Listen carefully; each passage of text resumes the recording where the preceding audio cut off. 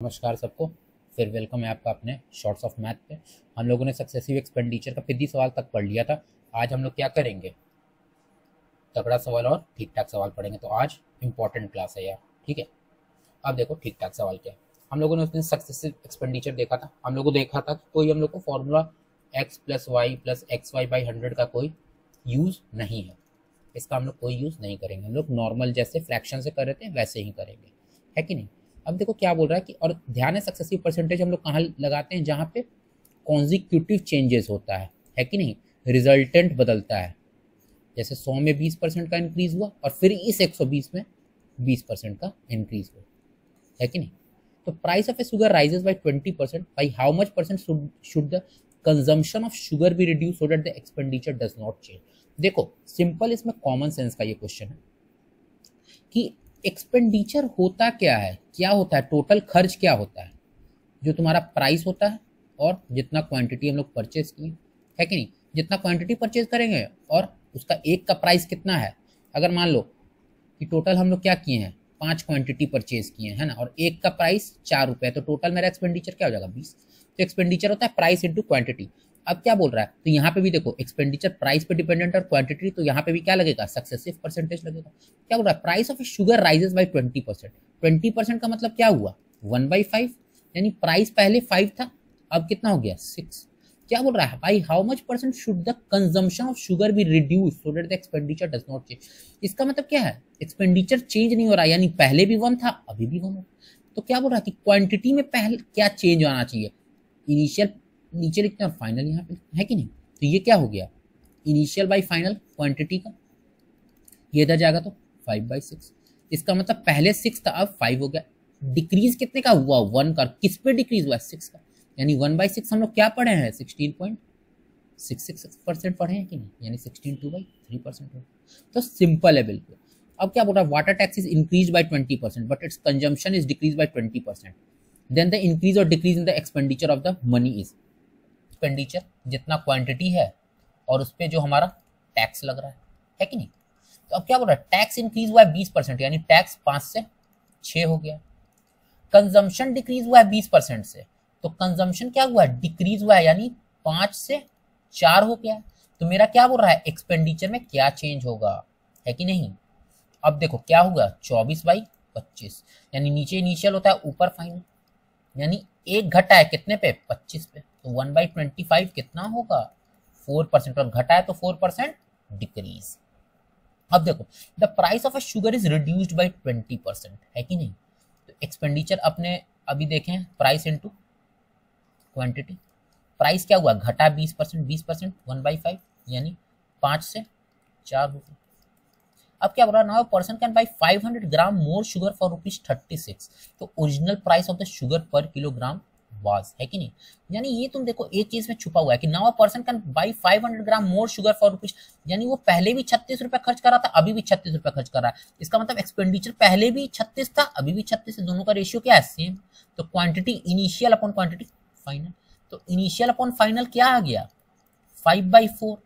Quantity क्या बोल रहा है कि now a person can buy 500 gram more sugar, पहले 4 खरीदता था अब 5 खरीदता है, तो अब 500 ग्राम ज्यादा खरीदता है, यानी अब पहले से एक अधिक खरीद रहा है। एक का वैल्यू कितना है, 500 ग्राम, है कि नहीं। तुमसे पूछा क्या, ओरिजिनल प्राइस, यानी इनिशियल वो खरीद कितना रहा था, 4, एक का वैल्यू 500 ग्राम है, तो 4 का वैल्यू 500 इंटू 4 यानी 2 kg हो गया।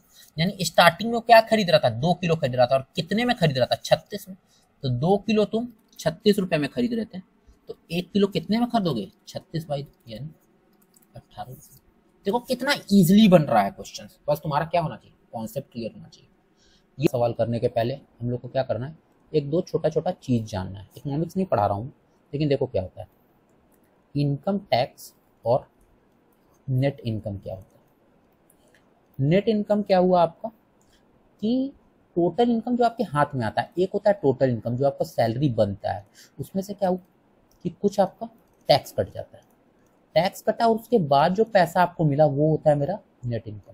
मान के चलो कि तुम्हारा टोटल इनकम 100 रुपया, ठीक है, टैक्स 10 रुपया बनता है और नेट इनकम तो 90 रुपया हो जाएगा। इसका मतलब इनिशियल क्या है, तुम्हारा टैक्स रेट 10% है। अब मान लो अगले बजट में क्या हुआ कि सरकार टैक्स बढ़ा दिया, तो टैक्स क्या हुआ, मान लो तुम्हारा टैक्स अब 9 रुपया बढ़ गया है कि नहीं, तो अब तुम्हारा टैक्स हो गया 19, तो ऑटोमेटिकली अगर तुम्हारा इनकम 100 है, ये 9 हो गया, तो ये नेट इनकम क्या होगा तुम्हारा 9 रुपया घट जाएगा, यानी अब इनकम तुम्हारा क्या हो गया 81। तो जिस अमाउंट से टैक्स बढ़ा उसी अमाउंट से क्या हुआ तुम्हारा नेट इनकम घटा।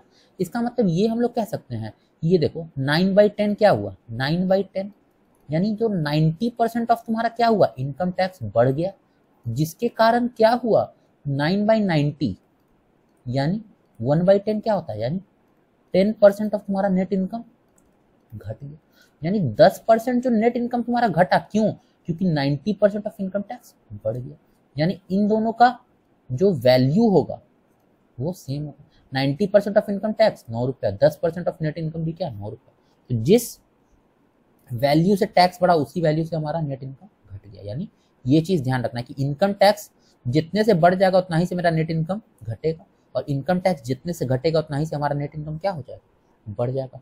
दूसरा तुम एक देखो, इनकम टैक्स क्या होता है, स्लैब सुने होगे तुम लोग, कि सरकार क्या करता है कि अभी मान लो 5 लाख रुपए तक सरकार क्या होता है, आप कमाओगे तो आपका टैक्स फ्री है, इसके ऊपर कमाओगे जैसे ही आप 5 लाख 1 रुपए पे पहुंचो आपको टैक्स लगने लगा, तो अब आप 3 लाख कमाओ, 2 लाख कमाओ, 4 लाख कमाओ या 5 लाख कमाओ, आपका टैक्स क्या रहेगा सेम रहेगा। सेम का वैल्यू क्या है नील, मतलब आपको यहां तक पेमेंट नहीं करना है। जैसे आप 5 लाख से 1 रुपया भी बढ़े तो आपको फिर टैक्स पे करना पड़ेगा। और देखो टैक्स जो आप पे करते हो वो क्या होता है, जो आपका टोटल इनकम होगा इनटू जो रेट परसेंट होगा, यही तो टैक्स पे होगा, जितना आपका इनकम इनटू रेट परसेंट। ये नहीं आपको सक्सेसिव परसेंटेज टाइप ही लग रहा है कि दोनों पे डिपेंड है कि आपका टोटल इनकम क्या और रेट परसेंट क्या, ठीक है। तो ये सक्सेसिव परसेंटेज है। ये 3 कॉन्सेप्ट मैंने बताया, देखोगे अभी आप आगे इसका सवाल में कैसे यूज होता है। देखो, if income tax increases by 28% तो नेट इनकम डिक्रीजेस बाय 7%। अभी मैंने बताया ना आपको कि जितने से आपका इनकम टैक्स बढ़ेगा या घटेगा, नेट इनकम उससे घटेगा या बढ़ेगा। सिंपल बात है कि मेरा जो 28% इनकम टैक्स बढ़ गया, ये किसके बराबर है, यही तो 7% ऑफ नेट इनकम के बराबर है, क्योंकि मेरा जितना इनकम टैक्स बढ़ा उतना ही हमको कम पैसा मिले, यानी 28/100 इंटू इनकम टैक्स बराबर 7/100 इंटू नेट इनकम, यानी मेरा income tax by net income क्या निकल गया ये बताओ 1/4 है कि नहीं। यानी अगर यहां से देखें तो इनकम टैक्स 1 है और नेट इनकम 4 है, और टोटल इनकम हम लोग क्या पढ़े हैं income tax plus net income है कि नहीं। तो मेरा टोटल इनकम क्या हो गया 1 + 4, टोटल इनकम मेरा 5 है और टैक्स क्या लग रहा है 1, और टैक्स हमेशा क्या पे लगता है टोटल इनकम पे लगता है, तो इनकम टैक्स 1 है और टोटल इनकम 5, तो ये कितना परसेंट हो गया 20%, यानी इनकम टैक्स क्या हुआ 20%।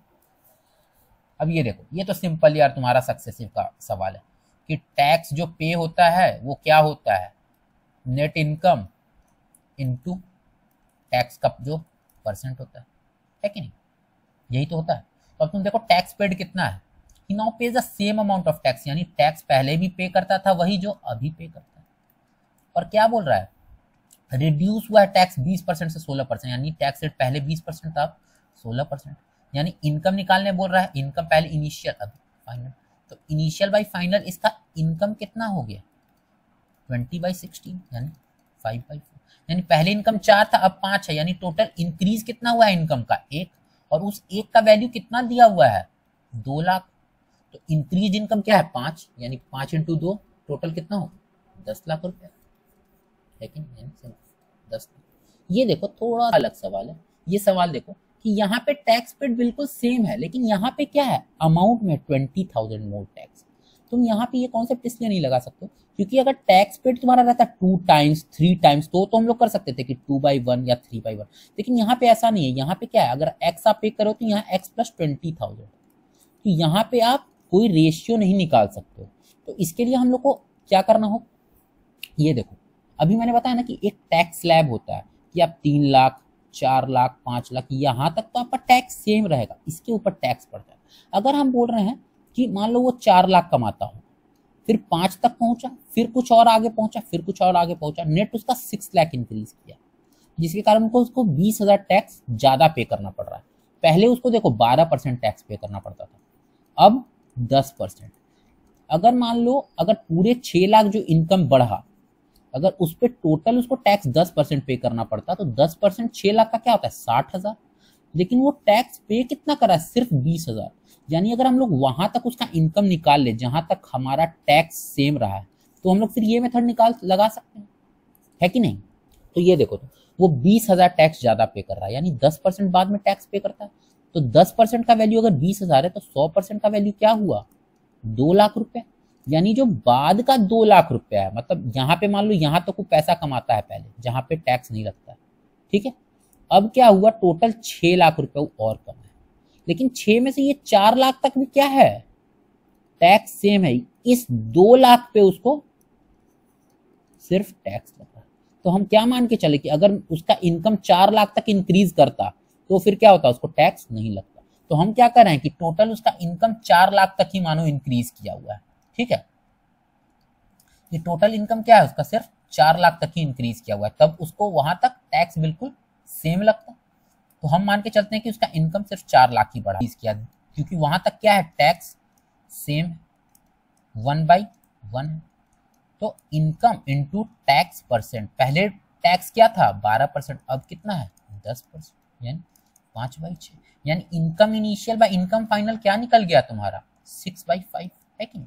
यानी इनकम इंक्रीज किया है 1 का वैल्यू क्या होगा देखो ये 6 नहीं होगा, क्योंकि हम लोग टैक्स वो पे कहां तक सेम करता है 4 लाख के इनकम इंक्रीज पे, 4 लाख से जहां ऊपर होगा उसको 20,000 और देना पड़ेगा। तो इस एक का वैल्यू इंक्रीज का वैल्यू सिर्फ 4 लाख है, यानी जो इंक्रीज इनकम क्या है 24 लाख और पहले इनका इनकम क्या है 20 लाख, लेकिन इंक्रीज 24 नहीं है क्योंकि 2 और बढ़ेगा, फाइनल इंक्रीज 26 लाख है। और ओरिजिनल क्या है, ओरिजिनल इसका इनकम रहेगा 20 लाख और जो फाइनल इंक्रीज क्या रहेगा वो रहेगा 24 + 2 यानी 26 लाख। तो यहाँ इंक्रीज इनकम पूछा, इंक्रीज इनकम 26 लाख और ओरिजिनल ये है और इंक्रीज ये, ठीक है। तो थोड़ा सा समझने में आपको लगेगा टाइम, एक बार समझ जाओगे तो कोई दिक्कत नहीं होगा। बाकी मैंने एक वीडियो डाला था आपका कैलकुलेशन बूस्टर की तरह, उसको आप लोग जाके देखिए 2 मिनट का वीडियो, लेकिन आपको बहुत एग्जाम में हेल्प मिलेगा, ठीक है। तो अभी आप टेलीग्राम भी ज्वाइन कर लो जिसमें मैं पीडीएफ शेयर करूंगा आज के क्वेश्चंस के लिए, बहुत इंपॉर्टेंट है, और फिर उसका कल सॉल्यूशंस लेके आऊंगा, ठीक है। फिर आज के लिए इतना ही।